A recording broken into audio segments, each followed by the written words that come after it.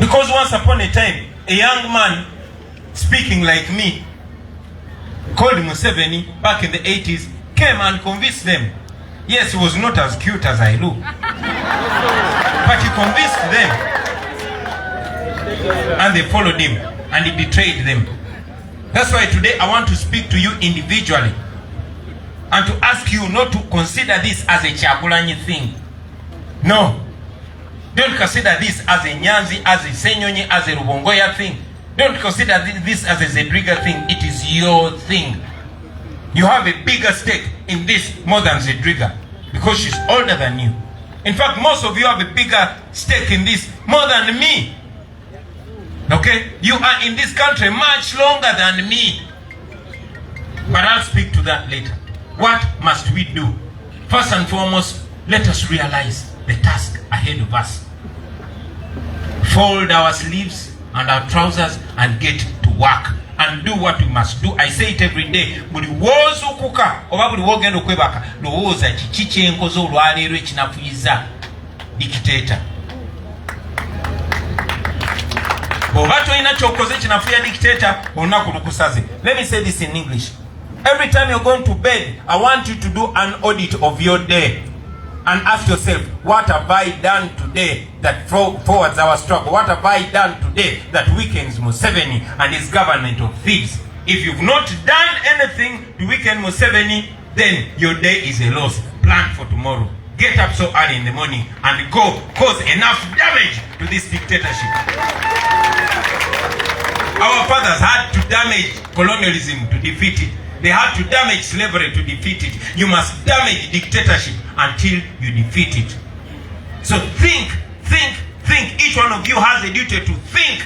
First of all, think individually. Chilowooze ko mwana wa mama genda otuweba kotunde waggulu ku mabaati olowooze gwe nga gwe kubanga ogenda kula mwe bavubuka mu abali wano mugenda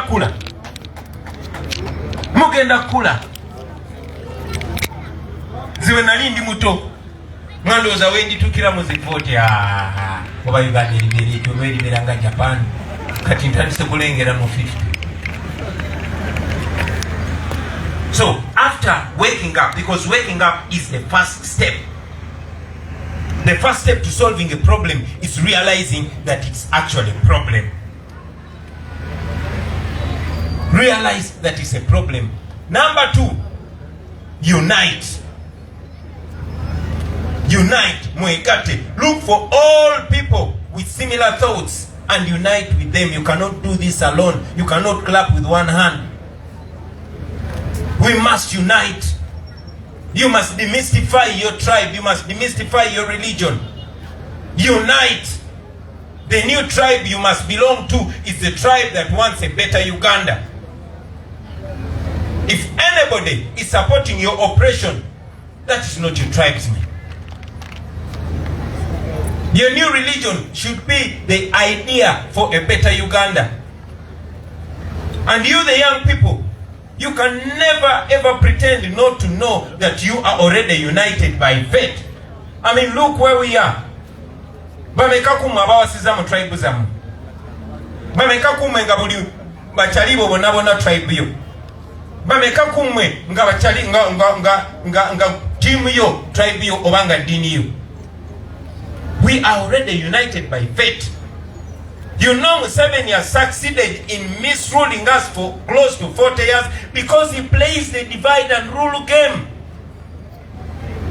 I was talking to a friend in America and he said he actually never knew that he was black. Paka yatuka mu America ne bachimutekako. Banji kumwe, you never knew you Muchiga, you never knew you Munubi, you never knew you Muganda because we are united by faith.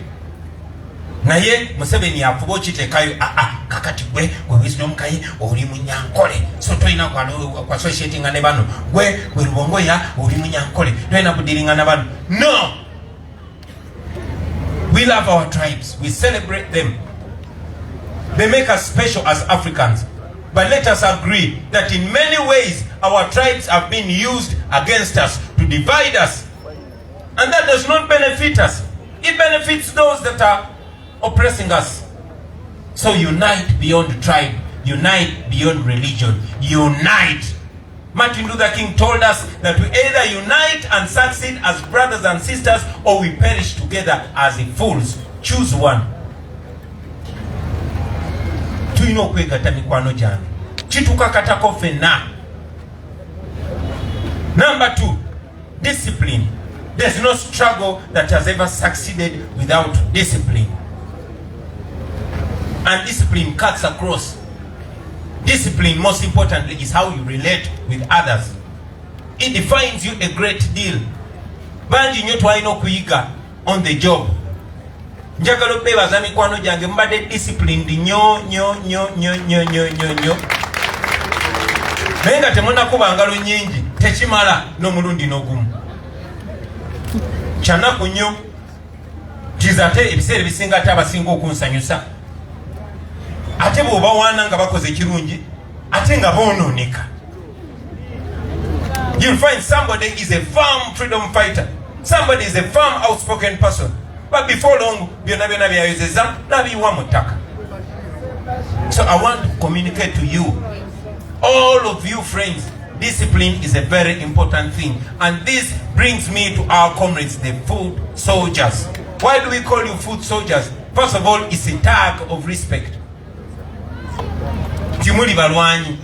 Abalwanyi ya mumbeera yonna ba foot soldiers. But question is, are foot soldiers, our beloved foot soldiers, are they a resource or are they a problem? We must make sure you are more of a resource than a problem. Ebiseera bingi nnyo batuwaana kulwammwe kubanga mmwe, n'ebiseera bingi nnyo batuvuma ne batuvoola kubanga mmwe. This is the best platform because majority of you are young people.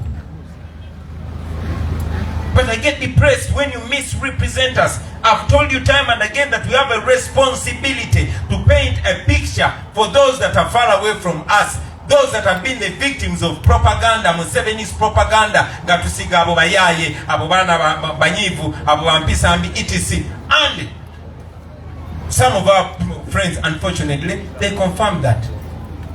I repeat, no struggle has ever succeeded without discipline. What is discipline? Discipline is the ability to suppress your own anger, your own emotion, your own desires for the greater good. Kanchi gonzem yogera nnyo mu luzungu Rainy kabaka ajja kuvunulira. Discipline kitegeeza gwe ebirowoozo byo oba obusungu bwo n'obituulira ku lw'obulungi bwa bonna. Nyinza okuba nga nyiize nga njagala kugwa moshi mu bulago nga kyekijja okunzikakanya n'ekigenda kuba kifaananyi ky'abalala. Malaba ebiseera bingi nnyo bannaffe, and I encourage speaking out. Naye muli bakulembeze, mwe abali wano muli bakulembeze, you are leaders.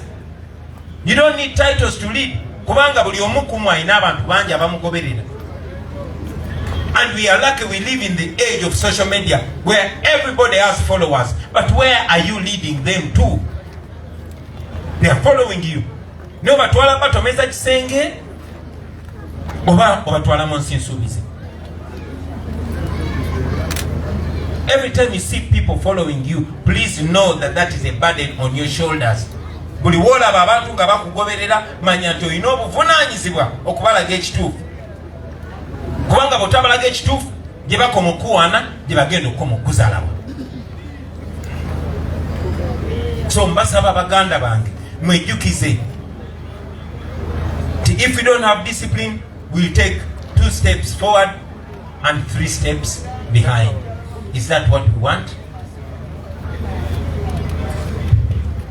Ensonga endala gye njagala okwogerako bassebo ne bannyabo olunaku lwaleero kwe kubasaba okwewala mu buli ngeri yonna, okwewala okwawulayawula. Ekyo nkyogedde emirundi mingi because it's important. It's important. Okay? I've said this and I say it again, that your real tribesmate or your real religion mate is a person that stands by the values that you believe in. Tuwane waffe Buganda tukiriza nnyo mu buntu bulamu. Era Museveni ayagala nnyo ogamba kubanga Bobi Wine Muganda then NUP Abaganda.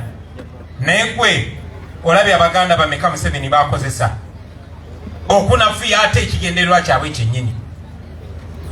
So mutwale obudde mulowooze basebo ne banyabo. I want to suggest a few things.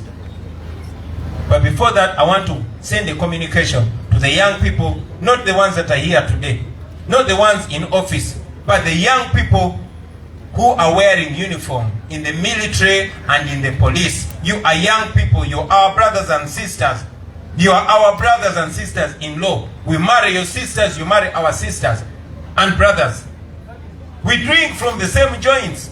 We dance from the same nightclubs. You are human beings like us. You are not machines. You are not robots. You deserve better. I have said it to you on the nomination that because the beginning salary, not the maximum salary, but at least the lowest, the minimum salary of every police officer or soldier should be 1 million shillings. I say that because I know you, because I feel your pain. Unfortunately, you are the same people that are being used to oppress your brothers and sisters and to crush your own dreams. You have dreams. You don't want to live in a uniport all your life. No. You don't want to be ordered around all your life. No. You don't want to be ordered against your will to beat, torture, or even kill your brothers and sisters. You don't want that. You don't want to spend 40 years in police or 40 years in the military, but because this boy or girl is related to Afande so and so, they come and become your Afande. You know how many years you've spent waiting to be promoted, but you're not promoted. You've been to, but not rewarded. You know how much of your money is taken off your salary by force, and how much of it is being stolen from the Wazalendo Sacco and from this other Sacco. What is it? Exodus Sacco. So we feel your pain, but please do not be fooled. You have the power to liberate your own selves. We don't like to see you depressed and causing problems to yourselves. I know that one of the bodyguards of a minister shot him dead, and I condemn that act. But let us take time to understand what was in Sabiti's mind. Does the police or military leadership care even to understand that these people are stressed and depressed and they have mental issues? Do they even understand? If it was an ordinary human being like you, you just break down and cry. But this person is holding an AK-47 every day, loaded, running on your car every day. But the wife is giving birth tomorrow, and he doesn't know how she's going to give birth. And when occurrences like this happen, you condemn them. Up to today, Sabit is not buried. Up to today, his family does not know where his body is. Up to today, Sabit tebanaba musika. I'm not going to just be here and condemn it. I condemn the act. I disagree with it. But again, we must learn from that and know that that can happen more and more and more time. I mean, look at the shootings that have happened in the last 2 weeks. Mulabi abakuba masasi bameka. Onakulwa jo omusirikali yabuse ne yesuula mu River Nile nafa. Mulikola muchanga bechanze abanyigirizi babonaga be omuntu wa family omusalo gw'omwezi tegumulisa kumala wiki kyobola bangamba tutudde ku egenda kubaluka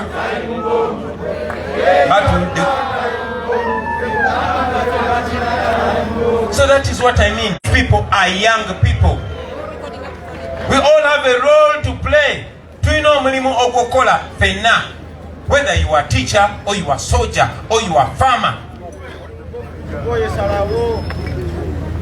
So I want to communicate to you, brothers and sisters in uniform, that we are not fighting against you, we are fighting for you. We are also young like you, and we are many. We would pick guns, but we don't, because we know violence only begets violence. But the people that are using you will run away. Museveni has a jet waiting to take him out anytime. Nokwati tunaba kwechanga chimala. Ne Museveni wanalaba nga jiwunye ajja kutambulamu mwe mugenda kusigalawa. So I want to call upon all of you, my brothers and sisters in uniform, to stand with the people of Uganda. It's not a crime to disobey illegal law, illegal orders. It's not a crime. Secretary General waffe abadde asaba n'asaba Katonda asindike akacyankalano mu kambi y'omulabe olowooza essaala eyo Katonda teyagiddamu nga tonna bagisaba. SG tolaba bigenda mu maaso.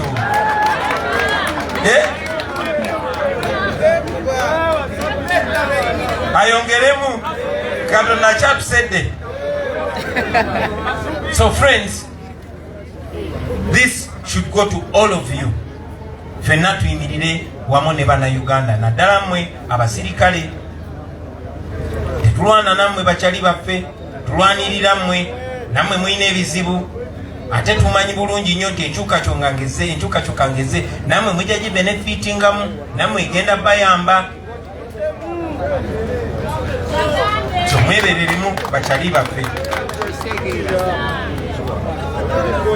Njagala okusindika message. First of all, a message yebaza ba artist bannange. I hold you in very high regard, my fellow artists. Muli bakabinyo mwe ba artist. Njagala okubajjukiza abamiziki bannange ne bannakatemba bannange ne bawandisi bannange mwenna ba creatives. Muli ba muwendo nnyo. Era bana basajja bafuba nnyo okubanyalisa babalage nti temuli bakabinga bwe mulowooza, baboyi muli ba kitalo n'okusinga bwe mulowooza. Njagala okubajjukiza mu myaka gy'ensanvu Byron Kawadwa yawandika omuzannyo oluyimba lwa Wankoko oyo bamutta Bussi kubanga Amini yali amutya. Okot Pipitek was oppressed because he's an artist. But most importantly, njagala kutunula mu context yammwe nga ba artists abatono ennyo abasalawo ne mugamba nedda ssebo ffe tugenda tugula tetuli byamaguzi. Munange si ffe tusoose. Abasajja baaliwo abakabi. Omusajja gwe bayita Christopher Sebadduka yagaana okolera dictator. Omusajja gwe bayita Fire Lutaya yagaana okolera dictator. Fire Lutaya yalina mukwano gwe nga batambula babiri baali bamuyita Jesse Kasirivu. Jesse Kasirivu yayimbiranga mu Crane Band eyafuuka Afrigo Band. Jesse Kasirivu Amini yeegomba emuwe. Na mukyala we ebimu.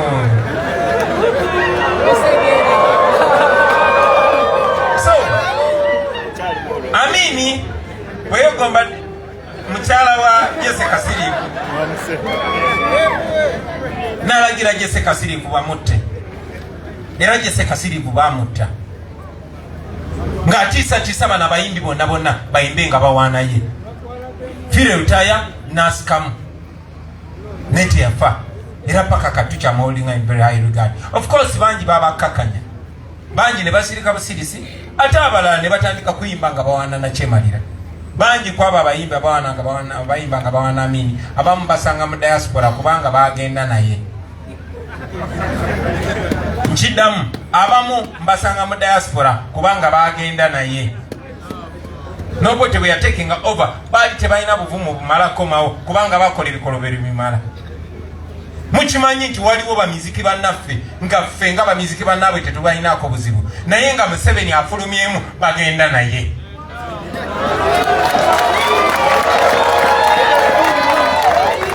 Nga ffe tubaga tetubalinaako buzibu, oke tetubagala nnyo naye nga tetubalinaako buzibu, naye nga Museveni n'afuluma bannayuganda bagamba gwe obadde okozesebwa, gwe obadde okozesebwa, gwe obadde okozesebwa nga bagenda naye. Bagamba bulijjo nti enswera ensirusiru ye enswera ewerekera omulambo paka Montana.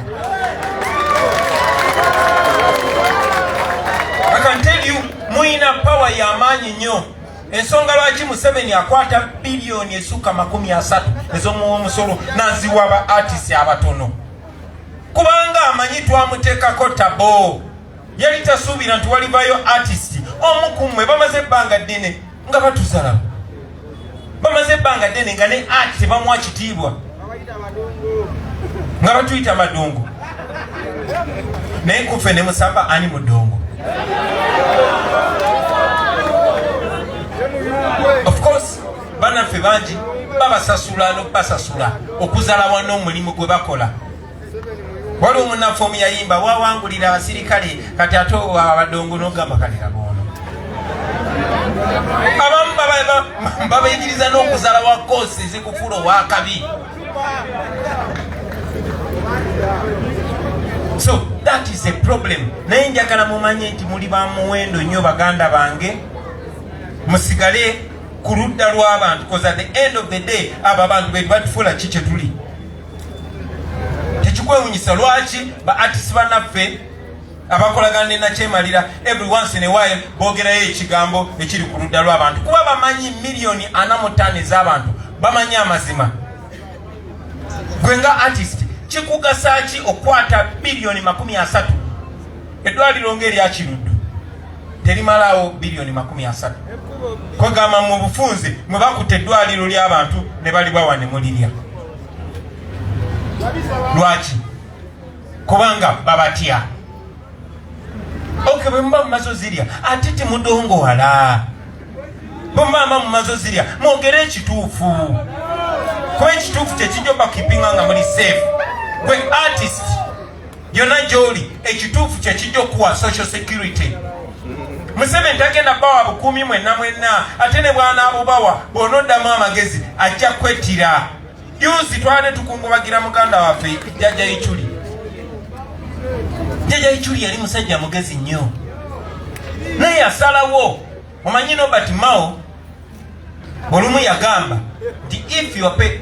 Sorry, I tend to speak too much Luganda, and yet my Luganda is not very good. But Robert Mao one time said that if you are paid to be a fool, then your intelligence ceases to matter. And I think he was right. He was right. I only wonder whether he can say that again. But I was talking about Jjajja Ichuli. He was an intelligent man. But he decided to use his intelligence against his brothers and sisters.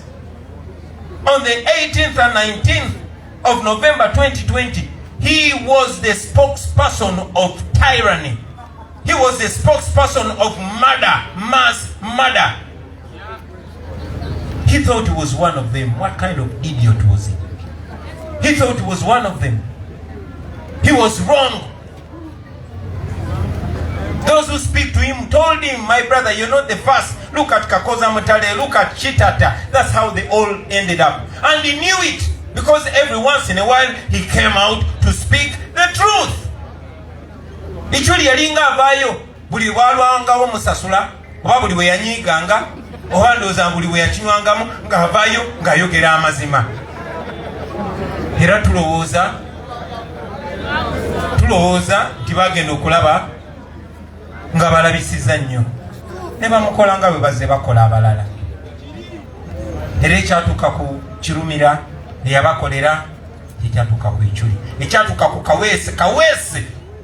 Afande Kaweesi was on TV justifying the mass murder in Kasese. When Museveni killed hundreds of women naked, hundreds of children naked, Kaweesi came on TV and justified that. A short while later, they did the same to him. Look at Afande Okech. Look at Kirumira. Look at Afande Chigundu. Look at Afande Katumba Wamala. Look at Abiriga. He would wear yellow all body. These people are not your friends. They are not. They are not. A devil can never be your friend. They will use you and either dump you or eliminate you. They can never be your friends. Why do we think they are the killers? Because they are the ones who have guns. And we saw them killing on the 18th and 19th of November 2020. We saw Museveni's people killing in plain clothes with assault rifles. We saw them. We have seen them killing in broad daylight. Tubamanyi bebatemula abantu baffe kubanga bebabera ne mundu. They are the only one with guns. Bebalina mundu bebatta abantu baffe. Abamu babatta Excellency yonna nemanya, abalala batta Kyama naye tumanyi. So be wise, friends. I thank you, artists, for not abusing your intelligence. You are better than that. And I can guarantee you that you're on the right side of history. I can guarantee you that one day an artist is going to be president of Uganda. I can guarantee you that one day you are not going to be on the menu, you are going to be on the table. Because if you're either on the table or you are on the menu, one day you will not be eaten, one day you will be eaten. One day you will get the respect that you deserve as artists. And one day we are going to build a music industry upon which the sun will never set. We are going to be bigger than we even imagine. So temugwamu manyi mikwano jange, musigale nga muli strong, musigale nga mwebereramu, musigale nga muli bakabi.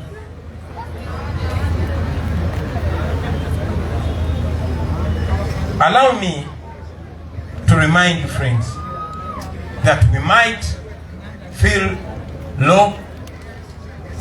Every now and then when you're fighting against a dictator, means you're fighting against Bank of Uganda, you're fighting against Uganda Police, you're fighting against UPDF, you're fighting against every institution of state.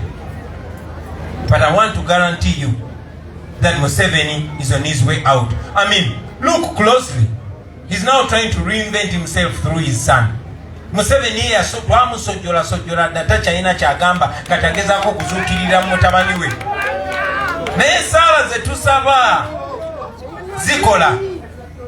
Kubanga gwe singa gwe Museveni oye mwana gwe wandyagadde.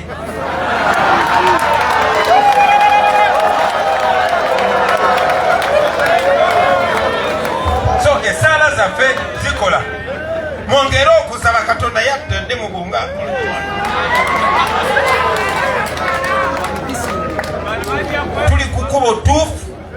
Tuli kukubo tuufu temugwamu manyi. We are working day and night. Siba nti bagamba ne kati mwenna njagala mbagambe nti Museveni wadde akozesa sente zaffe ze batujja mu musolo, wadde akozesa amagye gaffe, wadde akozesa media yonna okugezako bapaintingira ekifaananyi kyakyali strong. Nkakasa okujjako abali live naye bingi bye njogedde wano bajja bisalaasalamu nga bituuka ku televiziyo. Lwaki? Kubanga tayagala bibatuukeko. Ne tulina omukisa nti as I speak to you now, the whole world is watching us. And the whole world has been following what we are doing. That is why even the international community, the International Criminal Court recently received our petition. Era njagala bategeeza mu butongole nti Museveni process ey'okumukuba mu kkooti ensi yonna yo yaggwadda era empapula zaakoze ki. Tulindiridde bulindirizi prosecutor wa ICC atugambe nti kale kati ntaddeko stamp kati yonna wonna weemamaliza mu nsi gy'atalinako buyinza ebeera jjeeke. And that is not only Museveni, because it's not only Museveni that kills our people. His son kills our people, and all those people around him kill our people. So we are not giving up. Please don't give up. Please be re-energized. Don't give up. Our brothers and sisters in the diaspora are with us. Banji nnyo bali naffe era batutendereza olw'amaanyi n'obukumu bwe tulina. Temuggwaamu maanyi mikwano gyange. Hang in there, let's keep going. Ate mufube obutamalamu bannammwe maanyi. Okugezesebwa kungi nnyo. Okugezesebwa kungi nnyo, ebikemo bingi nnyo, okutiisibwa kungi nnyo, naye temupowa, temuggwaamu maanyi baganda bange. Njagala malirize n'ensonga zino bbiri wansi. Esookera ddala baganda bange, njagala bajjukiza. I want to remind you that we started out as the People Power Movement. We did not start out as a political party. And I don't want us to behave as a political party. I said we did not start out as a political party. And we should not be conducting all our business as a political party. We introduced NUP just 2 months towards elections. And NUP is our electoral platform. Because we had to be organized. We had to have a symbol. We had to have a government. And now we have a government, although they call it a shadow government. So let us not be limited only to party mentality. Because there are many friends of ours, there are many people who think like us, but they're not in NUP. Some are in FDC, others are in DP, others are in, even some are in NRM. But they are tired of this guy. So don't limit yourself to only your house. Reach out. Anybody that wants Museveni to fall is your friend, no matter which political party they belong to. For as long as everything they do is to cause Museveni's fall. Mchida mu Luganda. Twatandika nga ekisinde ekyamanyi g'abantu, people power. Era nga tukikirira abantu oba oli mu kibiina ki oba oli mu kibiina ki. Tetwatandikanga kibiina kya bufuzi, tetwatandikanga NUP. Era nze kenyini nabagambanga tekigenda kutekinga kibiina kimu kyokka okujjako nakyemalira, wabula kigenda kutekinga ffenna ffenna. Twatandika NUP nga tubuzayo just emyezi 2 ogenda mu kulonda, kubanga twali twetaaga organized platform eri registered. Twali twetaaga akabonero tusobole okufominga government.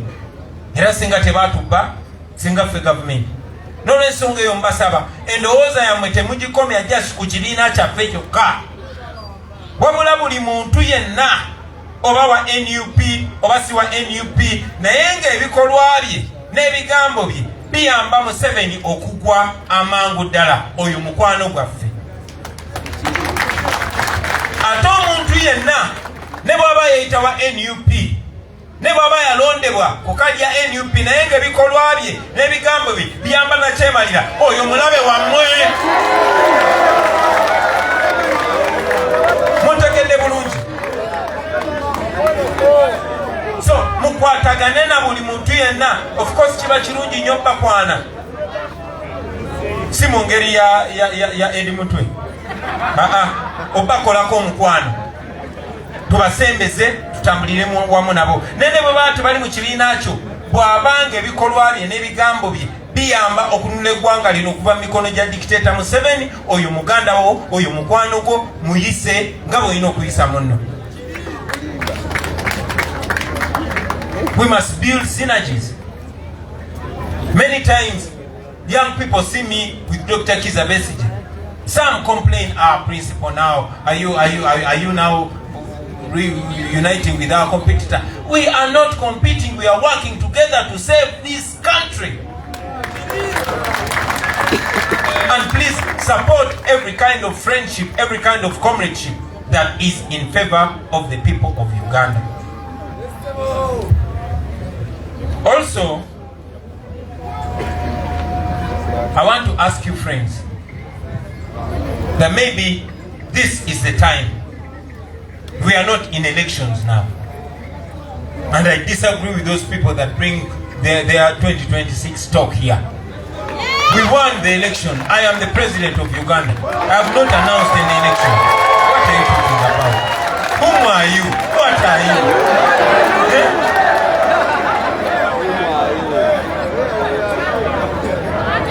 My friends,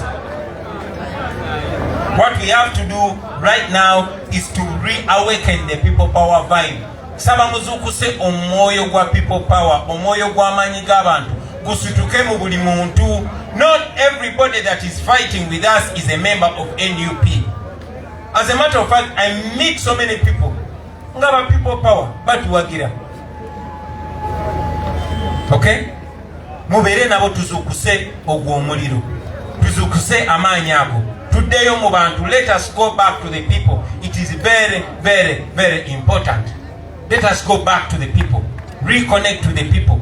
And I want to task you young people here today that wherever you come from, start. If you've not started yet, I hear you say, we started long time ago.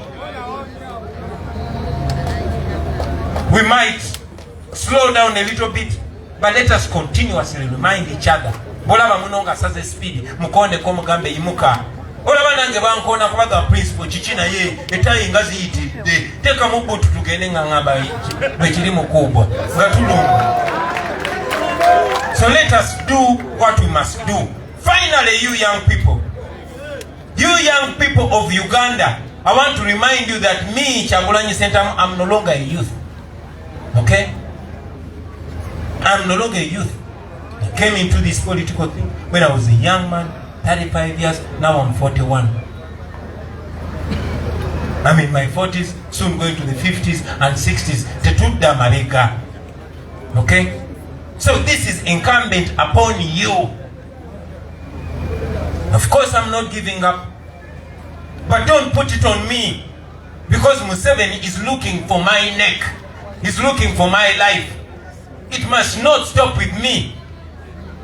He should also know that even if he kills me, even when I die, my work will only have begun then. I will come back to you, whether through a storm, or na yes somehow, you know,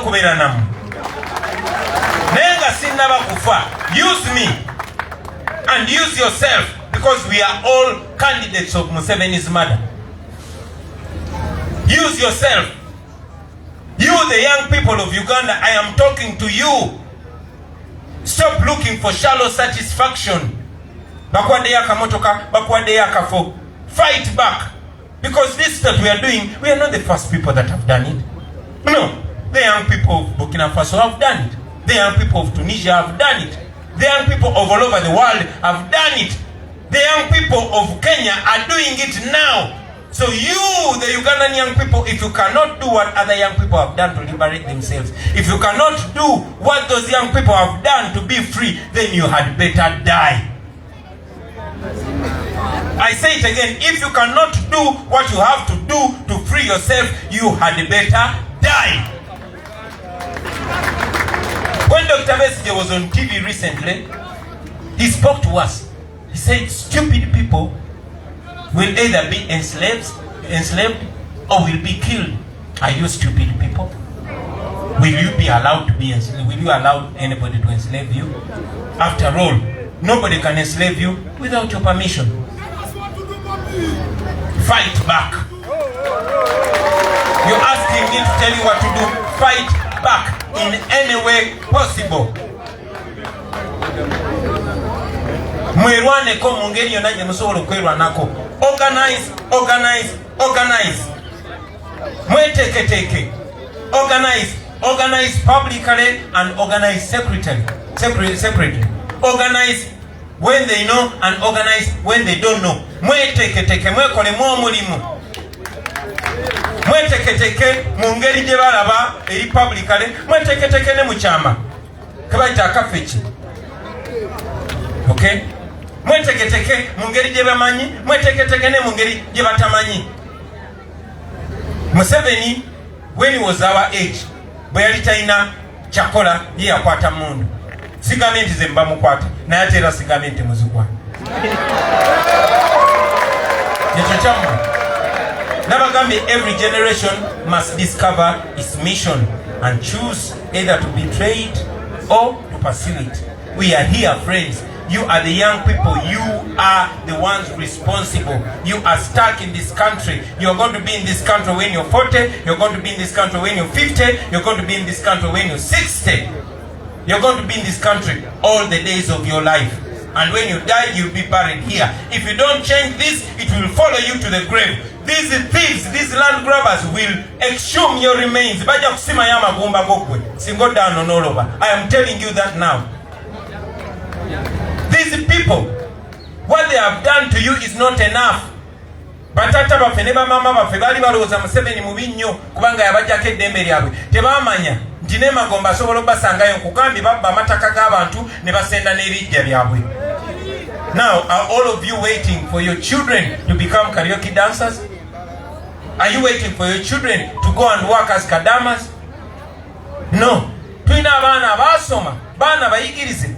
Bolaba bakadama nga bali ku social media, olaba obwongo obwawa waggulu ennyo bwe balina. Neraba embeera gye babataddemu. We cannot accept that nonsense. You young people, it's your responsibility. Don't leave it to the politicians. No. The politicians will disappoint you, but if you are firm, they will listen to you. Your hope should not be in the parliament, should not be in that position that you want to stand for. Your hope is not in the court. Your hope is in you. Mwekolemu omulimu. Sikino muziraba. Sikino temuziraba. Abasirikale bayo tembalaba. Tembalaba bwe beyisambo egali bokka ne bokka. So mwekolemu omulimu basebo ne banyabo. Badictator nga Museveni babatwala ne public appraising neziba organized. Temukiteeka kunze. Kuba okumala ebbanga ddene Museveni alowooza bwe nkwata Kyagulanye ne musibire waka bajja kutuula. Ekyenaku nga namwe mutuula. Bwe nkuŋŋaanya abantu ebimuto banubiyani bakinaani ne bateeka mukomera nga mutuula. Mubeere bangi munyiige bangi ng'akwata bano nga bano bavaayo ng'akwata bano bavaayo ng'akwata bano bavaayo ne be basibire bajja okutolokera. Awo gujja baagire. So I'm tasking you, friends, I am charging you, go back and first and foremost be angry. Atanyikako abeera muki? Atanyikako abeera muki? Bannange munyige. There's nothing to smile about. It is upon us. Katonda tuwadde omukisa. Abantu batuwuliriza. Nze bwe ndina isobola bikola byonna muyina okunnyambako. Mubeere bakyagulanye ewammwe nga mukola ebintu bino wammanga. First, I salute you, the foot soldiers, comrades, ladies and gentlemen. The fight is on. The struggle is on. We are not going to sit and get our freedom. We must fight for it. There's no freedom beggar. There's no freedom crier. There's no freedom negotiator. There are only freedom fighters. Eddembe tebalikabirira, tebalyegayirira, tebaliteeseza, balwanirire ne balifuna. Mwebale nnyo kumpuliza basebo ne banyabo. I want to encourage all of you, go back and start from where you had stopped. For those who had stopped, for those that had not stopped, even increase, engage another gear. Let us fight on, let us organize. Make sure at least every day you have 2 new converts. Every day, make sure you get at least 2 new people. And those people, muberenga abalokole, omuntu yakalokoka tebamusuula, batambula naye, nakola ensobi, ne bagenda naye, paka lwaterera. So keep recruiting others. Don't look at only us the leaders. Ze mbibagambye sina kipya kye mbagamba, nawe fuuka Kyagulanye eyo. With that, we shall be able to end the Museveni dictatorship and build a country that we'll be proud of. Thank you very much for listening to me, ladies and gentlemen. Thank you very much for being present here today. Thank you, the young people of Uganda. This country belongs to you. It will never belong to anybody else. Don't give up. I said don't give up. Tell your friends, don't give up. Don't give up. Don't give up. Don't give up. Thank you very much for God and my country. Never believe in them. I say never believe in them. Never believe in them. Never use them. Never believe in me. Thank you very much.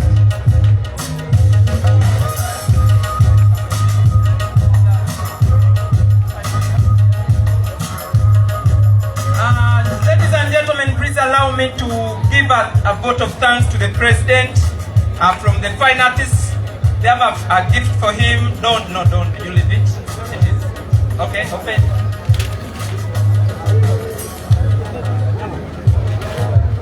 Mr. President, thank you so much for the biggest inspiration to the young people. You've inspired us and you have given us the vibe to attack. Yeah.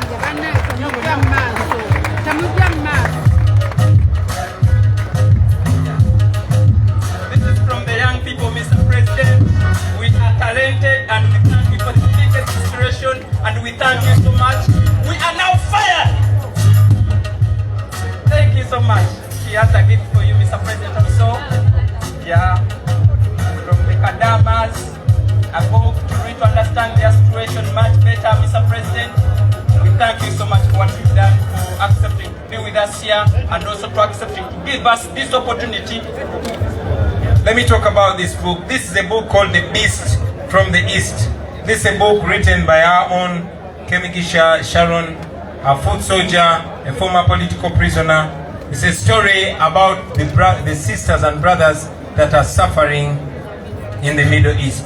Please read it. People power! People power! Olutalo ngaluwedde tuliyambale ngule, tuliyambale ngule, tuliyambale ngule. Olutalo ngaluwedde tuliyambale ngule, tulivimba mu Uganda empya. When the struggle is over, we shall wear the victor's crown. We shall wear the victor's crown. We shall wear the victor's crown. When the struggle is over, we shall wear the victor's crown in a new Uganda. Thank you, Mr. President.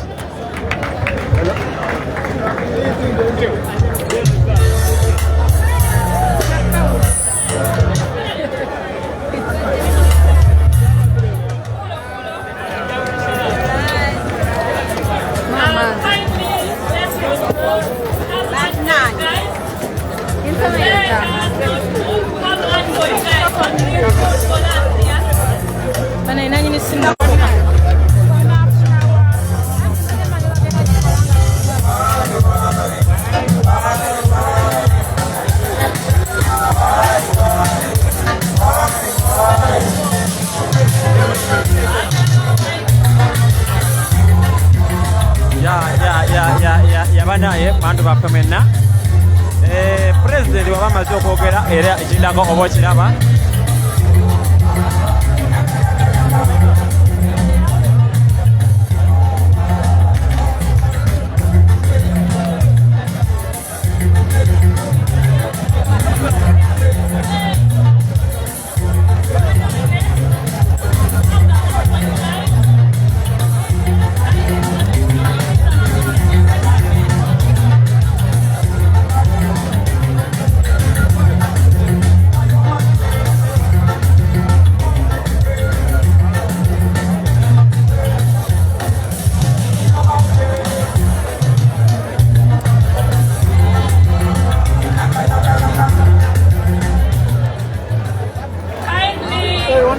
Let's not go. We have lunch for you guys. We can't allow you to go back hungry. We have food here. Bananga Temukenda, we have lunch for you.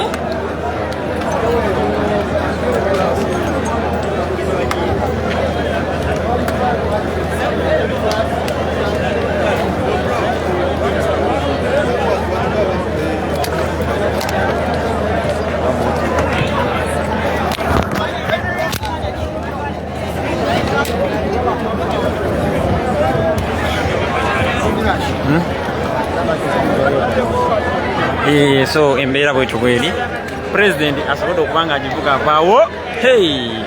President asobodde okubanga agivuga avaawo.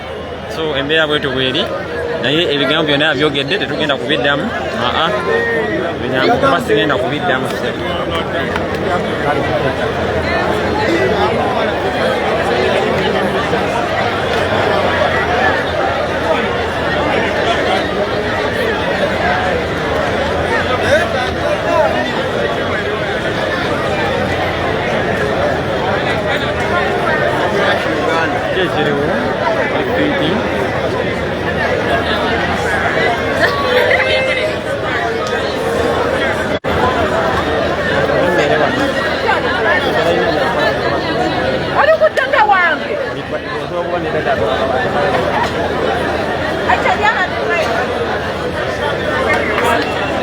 Banaye banange ngenda kubanga mberekereza obadde ne Bobi obadde ne Bobi nze ngenda kubanga mbako akume atakumira mpeera obadde n'ogusajja gwe bayita Bobi ku kamera. Bye bye, tugenda kubanga tubukola ki? Tugenda kubanga tuberekereza. bye bye.